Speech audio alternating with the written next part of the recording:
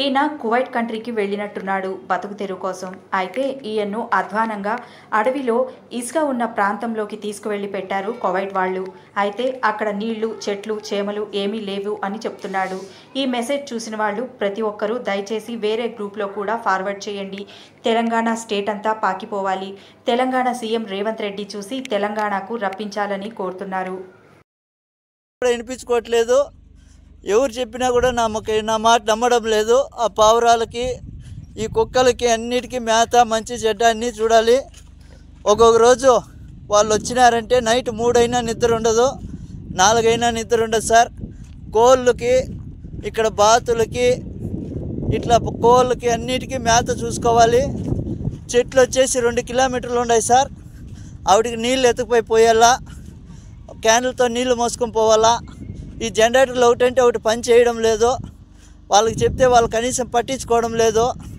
మొన్న మోటార్ చెడిపోతే మోటార్ కూడా కనీసము రిపేర్ చేయించుకొస్తానని ఎత్తుకుపోయినాడు, ఇంతవరకు తేలేదు సార్. నీళ్ళు క్యాన్లు మోస్తానన్న రోజు ఒక మోటార్ పని చేస్తుంది, చెప్పినా కూడా వాళ్ళు చెవుల్లోకి వేసుకోవడం లేదు. చూడండి, ఈ పావురాలు, ఈ బాతులు, వీడికి అన్నిటికీ నీళ్ళు పొద్దున్నే నుంచి మోయాలా, అన్నీ చేయాలి సార్. నేను ఒకటే, నా వల్ల కావడం లేదు. ఎండకి సుస్థి అయిపోతుంది, ఇక్కడ పట్టించుకునే వాళ్ళు లేరు. ఇప్పుడు ఆయన వచ్చి 3 రోజులు అవుతుంది సార్. కనీసం నువ్వు తిన్నావా, సచ్చినావా అని ఫోన్ కూడా చేయడం లేదు. ఈడ నాకు ఈ పక్క పాములు, తేళ్ళు ఎక్కువ ఉన్నాయి సార్.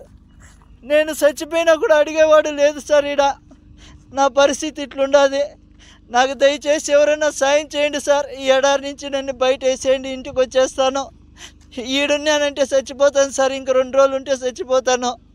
నా వల్ల కావడం లేదు సార్. చూడండి, చుట్టుకారము ఒక చెట్టు లేదు, చామ లేదు, ఒక మనిషి మాట్లాడేవాడు కూడా లేడు సార్. ఈడ నాకు కనీసం మాట్లాడిచ్చేవాడు లేడు. తిన్నావా, చచ్చినావా, ఏంపా, ఎట్లుండదు అని అడిగేవాడు లేదు సార్. నాకు నా బిడ్డలు గుర్తొస్తున్నారు, నేను బతకలేను సార్. ఈడ దయచేసి ఎవరైనా నన్ను సాయం చేయండి. ఈ కోవిడ్ నుంచి నన్ను బయటపడేయండి సార్. ఏం చెప్పినా కూడా ఏజెంట్ కూడా కానీ నా మాట వినడం లేదు సార్. డబ్బులు కట్టు అంటున్నారు. నా కాడ అంత డబ్బులు లేదు. ఏం చేసేది సార్, నేను కూలి చేసుకుంటేనే పని జరుగుతుంది. ఏదో ఇక్కడ నాకు చెప్పిండే పని వచ్చేసి వేరే, ఇక్కడ చేపిస్తుండే పనులు వేరే. ఎవరికి అడిగినా నాకు పట్టించుకోవడం లేదు సార్. నా వల్ల కావడం లేదు. ఎవరైనా దయచేసి నన్ను గడ్డకైంది సార్, మీ కాళ్ళు పట్టుకుంటాను. లేదంటే ఇంకొక రోజు 2 రోజులు చూసి నేను ఆత్మహత్య చేసుకోవాల్సిందే సార్. నా వల్ల కావడం లేదు. మీకు ఎవరికన్నా కానీ దయ ఉంటే నా పైన కొద్దిగా దయ చూపించండి. ఎందుకంటే ఇంటికి వచ్చి కూలో నాలో చేసుకునైనా బతుకుతా, కానీ ఇక్కడికైతే బతకలేను. నా వల్ల కావడం లేదు సార్. 10 నుంచి సాయంత్రం దాకా ఒకటే పని ఉంటుంది. నా వల్ల కావడం లేదు. కనీసం ఇక్కడ మాట్లాడిచ్చేవాడు కూడా లేడు సార్. నా కర్మ వద్దు. ఇక్కడ నేను ఎంత బాధపడతానంటే అంత బాధపడతాను. మా భార్యకి ఫోన్ చేసి చెప్తే, నాకా డబ్బు లేదబ్బా, నేనేం చేసేది, నేను ఎక్కడి నుంచి తీసుకురావాలి అందంటుంది. ఇంకా నేను ఇక్కడ బతకలేను సార్. నా వల్ల కావడం లేదు. దయచేసి నాకు మీద ఎవరైనా దయ చూపించండి సార్. చూడండి, ఇక్కడ ఇసుక తుఫాను వస్తుంది సార్. ఆ రోజు వాళ్ళకి చెప్పినా కూడా వాళ్ళు రారు. ఇసుక తుఫాను ఉంటే రారు వాళ్ళు. ఈడ మేత వేయాలా, నీళ్ళు పెట్టాలా. మనిషి చచ్చిపోయినా వాళ్ళకి బాధ లేదు. వీటన్నిటికీ మేత పెట్టాలా, నీళ్లు పెట్టాలి, అన్నీ చూసుకోవాలి సార్.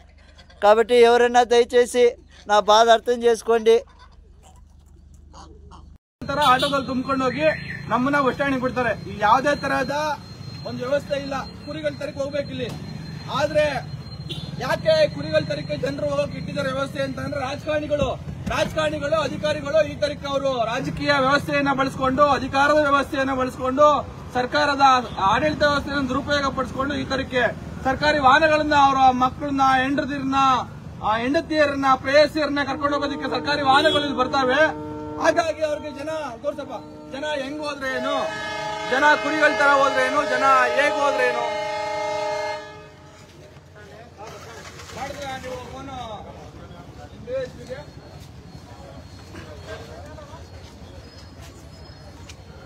ನೋಡಿ. ಇದು ಶಿಕಾವಿ ಡಿವೈಎಸ್ಪಿ ಅಂತ ಇವರು.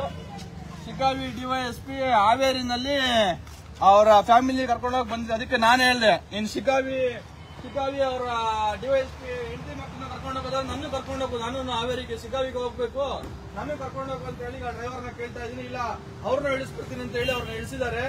ಈಗ ಅವ್ರ ಡಿವೈಸ್ ಹತ್ರ ಮಾತಾಡೋಣ, ಯಾವ ಲೆಕ್ಕಾಚಾರದಲ್ಲಿ ಅಥವಾ ಯಾವ ಬಾಬತ್ತಲ್ಲಿ ಅವರು ಈ ತರಕ್ಕೆ ಅವರ ಸ್ವಂತಕ್ಕೆ ಅವರ ಗಾಡಿನ ಬಳಸ್ಕೊತಾ ಇದ್ರು ಅಂತ ಹೇಳಿ ಕೇಳೋಣ. ಅವ್ರ ಸರಿ ಡಿವೈಸ್ಗೆ ಮಾಡಬೇಕು.